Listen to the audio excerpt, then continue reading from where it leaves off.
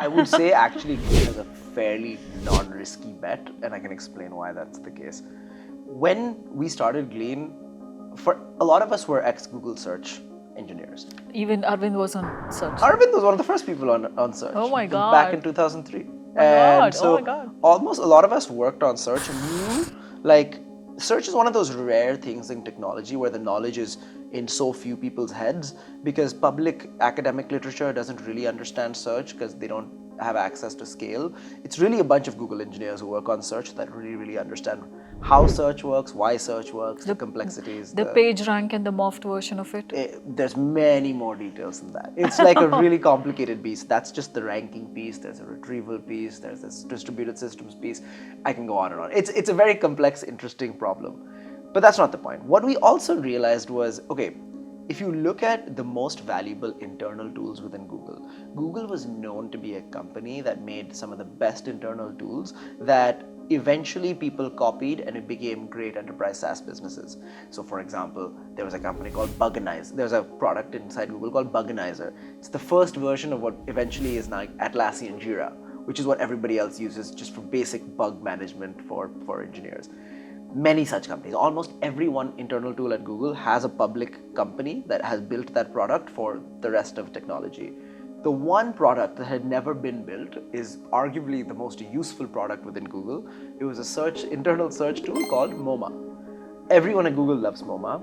They criticize it, but it's a very useful tool to just find information within the company. So when we talked about Glean, or at that point CEO, we just asked, why doesn't MoMA exist for everybody?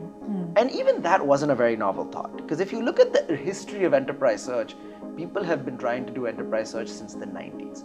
Why did they fail?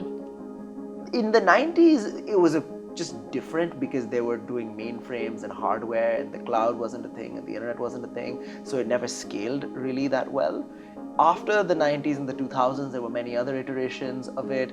Then cloud came about, there were other iterations of it. I would say primarily in the pre-cloud era, the reason why it failed is because all of the things you had to index in the enterprise were very proprietary tools that were very hard to index and access. What changed when we started Glean, was several things. One, SaaS tools started exploding in a way that had never happened before. If you looked at from 2015 to 2019, if I'm getting the statistic right, the number of average SaaS tools that a company uses had 5x in volume.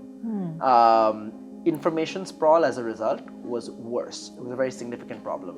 And the third thing was these SaaS tools started getting really good API access. So you could actually query them and index them well. And then of course there's cloud and all this other stuff existed to make that a much easier problem.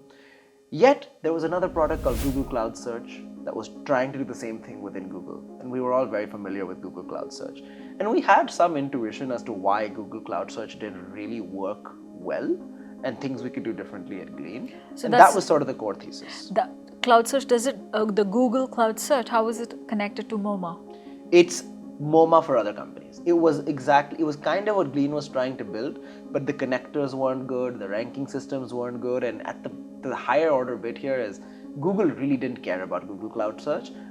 It wasn't a revenue driver for Google. It was a small product in cloud that was cool, but not that useful.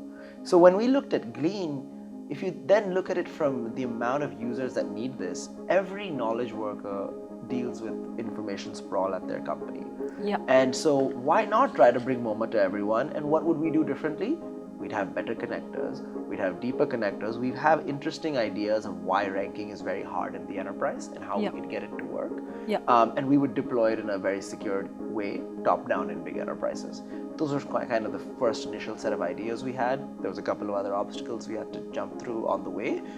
But overall, it resonated with people immediately. Like, people loved the product. I think we, in many ways, got very lucky.